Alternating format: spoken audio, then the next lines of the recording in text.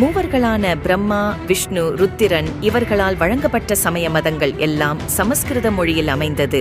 அதை அடிப்படையாக வைத்து வியாச முனிவரால் எழுதப்பட்ட 18 மகா புராணங்களும் சமஸ்கிருத மொழியிலேயே எழுதப்பட்டது.